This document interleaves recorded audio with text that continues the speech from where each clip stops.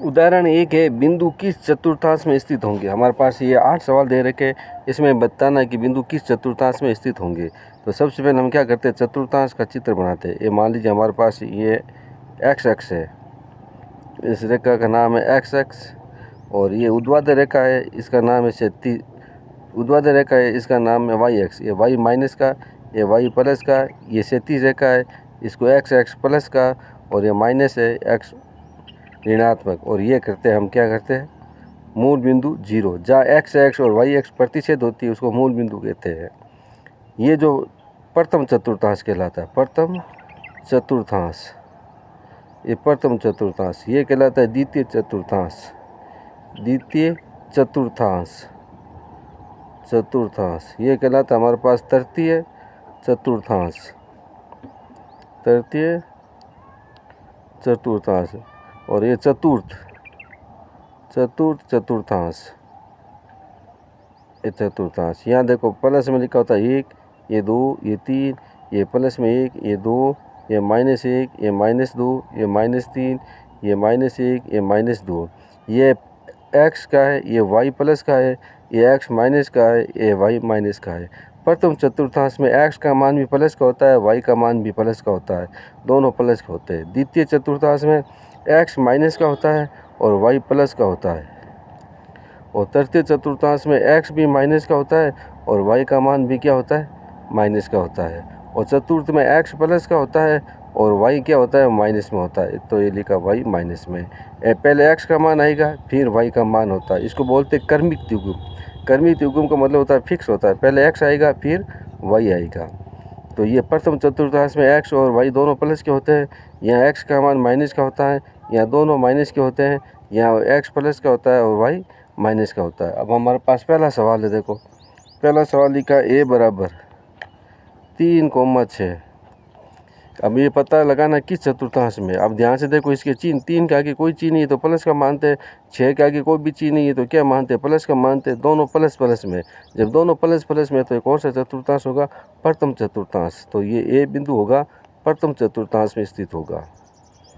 इसी प्रकार से दूसरा सवाल देखो आप, दूसरा सवाल बी लिखा हमारे पास -5,6। यहाँ देखो 5 के आगे माइनस का चिन्ह है और 6 के आगे यहाँ कोई चिन्ह नहीं तो प्लस का मानते हैं। तो यहाँ माइनस है और ये प्लस है, तो पहले x का मान होता है, पहले x का मान होता है फिर क्या होता है, y का मान होता है। तो ये देखो ये माइनस का है और ये प्लस का, तो ये बी बिंदु कहाँ होगा, द्वितीय चतुर्थांश में। तो यहाँ लिखेंगे हम द्वितीय चतुर्थांश में।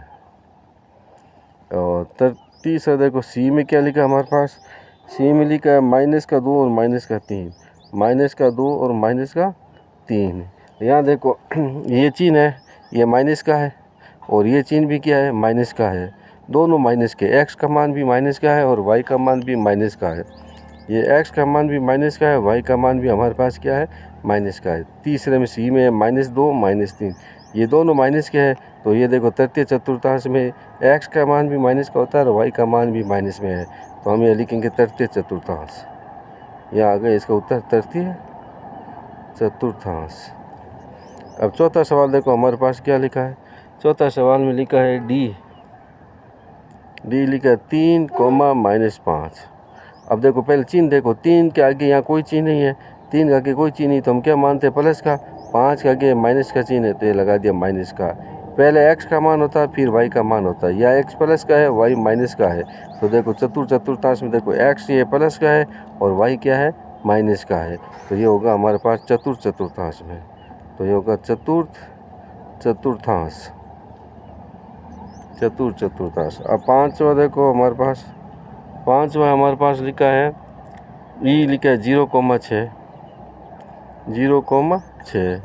अब ये 0 और 6, ये 0 भी क्या है, प्लस का है, ये 0 प्लस का है, और ये 6 क्या है, ये भी प्लस का है। लेकिन देखो 0 ने तो प्लस का होता है न माइनस का होता है, 0 होता है ना वो 0 ही होता है। 0 ने तो प्रथम चतुर्थांश में स्थित होता है, जैसे ये मान लीजिए मान लिखा है 0 यहाँ होता है, 0 ने तो यहाँ है न यहाँ है, 0 ने तो यहाँ है, 0 ने यहाँ है, ये 0 यही है। फिर बाद में 6 लिखा है, 6 y का मान है तो y प्लस का है तो y प्लस का 6 होगा ये। तो ये बिंदु कहाँ होगा, y एक्स पर होगा। तो हम यहाँ लिखेंगे ये y एक्स पर होगा, y एक्स पर धनात्मक धनात्मक का मतलब प्लस पर, प्लस की ओर होगा। ये प्लस का चिन्ह है तो ये प्लस इधर होगा। अगर जीरो को छोड़ दो आप, फिर देखो ये किसका मान है, ये 6 का मान है, वाई का मान है। वाई प्लस में है कि माइनस में है, वाई प्लस में है, तो हम ये लिखेंगे धनात्मक वाई एक्स पर। या वाई एक्स पर आगे कॉस्ट में लिख देना धनात्मक वाई एक्स पर। अब एफ हमारे पास 7,0 है, 7,0, जीरो को छोड़ देना। जैसे ग्राफ बनेगा इसका कैसे बनेगा, ये हमने खींचा रखा और ये लिखा हमने एक्स एक्स प्लस का और एक एक्स माइनस का, ये वाई प्लस का और वाई माइनस का लिखा। ये 7,0 देखो ये 0 है, ये 1 है, ये 2 है, 3 है, 4 है, 5 है, 6 है, 7 है। तो 0 को तो छोड़ दो, 7 देखो 7 एक्स का मान है, तो बिंदु इस रेखा पर स्थित होगा, यहाँ स्थित होगा। तो न तो ये प्रथम में है, न चतुर्थ में है, न तो प्रथम चतुर्थांश में है, न चतुर्थ चतुर्थांश में है। ये किस पर है, एक्स अक्ष पर है। तो हम यह लिखेंगे ये एक्स अक्ष, एक्स धनात्मक, धनात्मक पर स्थित है, एक्स अक्ष पर है, न तो प्रथम है न चतुर्थ में है, एक्स अक्ष पर स्थित है। 0,7,0। इसी प्रकार से हमारे पास देखो 7वां सवाल है, जी बराबर 0-5 है। अब 0-5 है तो देखो आप ये एक्स खींचा हमने, ये एक्स एक्स, ये वाई, ये एक्स माइनस का, ये वाई माइनस का। 0,-5 है, 0 को छोड़ दो, ये 0 आ जाएगा, -5 इधर आएगा, -1, -2, -3, -4, -5 बिंदु यहाँ होगा। तो ये किस पर है, ये न तो इस यहाँ पर है न यहाँ पर है, ये इस रेखा पर है। ये रेखा कौन सी है, वाई एक्स माइनस के। तो हम यहाँ लिखेंगे ऋणात्मक, ऋणात्मक वाई एक्स पर, ऋणात्मक वाई एक्स पर स्थित है। इसी प्रकार से हम लेते हैं 8वां सवाल, ये लिखा h-3,6। अब देखो h में आगे चिन्ह माइनस का है और ये प्लस का चिन्ह है, माइनस और प्लस है। x का मान माइनस है और y का मान प्लस का, ये x का मान है और ये y का मान है। तो ये माइनस है तो ये द्वितीय चतुर्थांश में स्थित होंगे। तो हम ये लिखेंगे द्वितीय चतुर्थांश में। तो आपको ये पॉइंट याद रखना है, द्वितीय चतुर्थांश में कौन सा होगा। देखो प्रथम चतुर्थांश में दोनों प्लस के होंगे, द्वितीय में x माइनस का होगा, ये y, यहाँ दोनों माइनस के होंगे और ये एक प्लस का होगा और एक माइनस का होगा। तो ये आ रहा माइनस और प्लस है, तो ये माइनस और प्लस है, द्वितीय चतुर्थांश में स्थित होंगे। ये प्रश्नावली 3 का बेसिक सवाल मैं समझा रहा हूँ आपको। जैसे मान लीजिए हमारे पास ये लिखा है, ये अक्ष खींचा हुआ है और ये वाई एक्स है, ये एक्स एक्स है, ये एक्स ऋणात्मक है, ये वाई है, ये वाई ऋणात्मक है। ये हमारे पास आ गए 0, यहाँ लिखेंगे 1 2 3 4, यहाँ लिखेंगे 1 2 3, -1 -2 -3, माइनस का 1 माइनस का 2 माइनस का 3। एक बिंदु यहाँ ले लो, हमने ए बिंदु यहाँ लिया, एक बिंदु यहाँ लिया, बी एक बिंदु को हमने यहाँ लिखा, ये सी एक बिंदु हमने यहाँ लिख दिया, डी। अब कहता है ए बी सी डी के निर्देशांक लिखो। ए बिंदु यहाँ पर है तो हम ये लिखेंगे ए।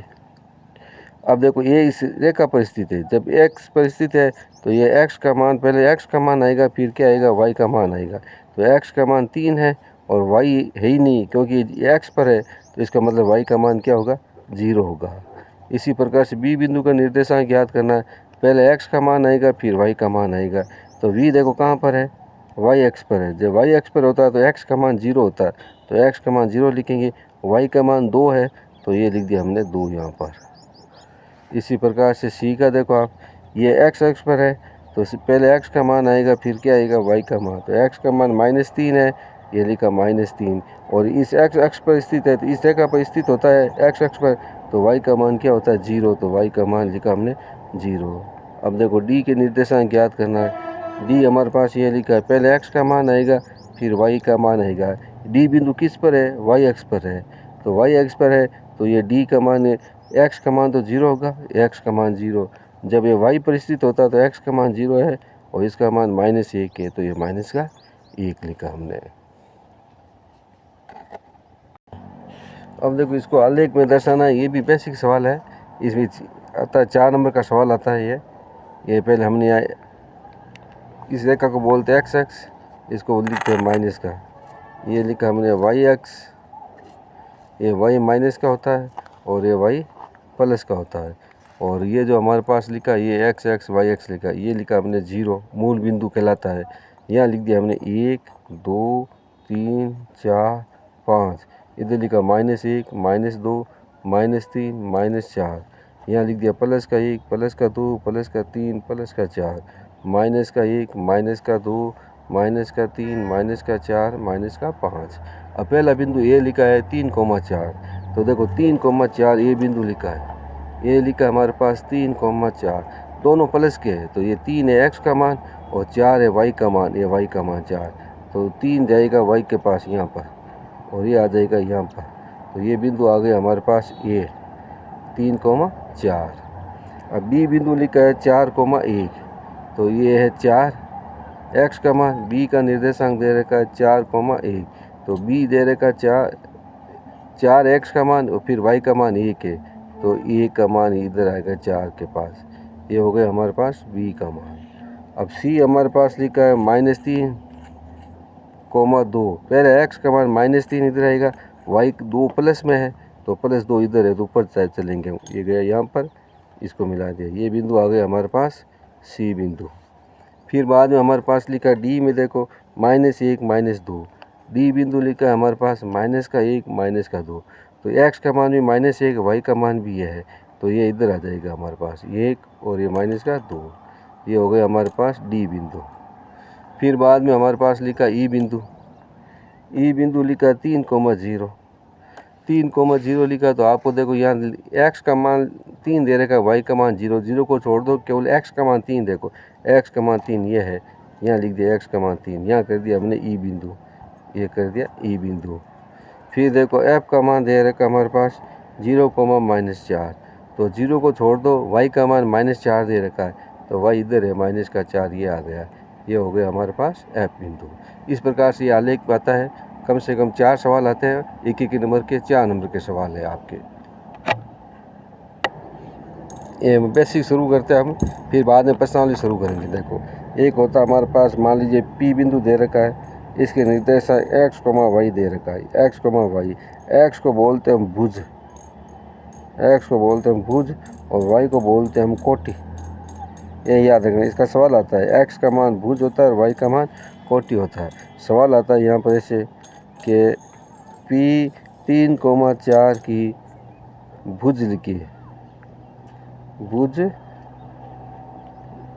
लिखी, तो हम ये लिखेंगे भुज का मान क्या होता है, तो भुज यहाँ लिखा वाई, तो लिखेंगे भुज बराबर वाई के निर्देशांक, वाई के निर्देशांक, तो यहाँ वाई के निर्देशांक कौन सा होगा, 3,4 दे रखा है, 3,4, ये पहले एक्स का मान होता है फिर वाई का मान होता है, तो वाई का निर्देशांक यहाँ 4 लिखा है, तो इसका भुज कितना आ जाएगा हमारे पास, भुज एक्स का मान होता है, भुज लिखिए, भुज एक्स का मान है, तो भुज आ गए हमारे पास एक्स के निर्देशांक, यहाँ लिखेंगे एक्स के निर्देशांक, भुज आ गए एक्स के निर्देशांक, एक्स का निर्देशांक कितना है 3, तो यह भुज बराबर हम लिखेंगे 3।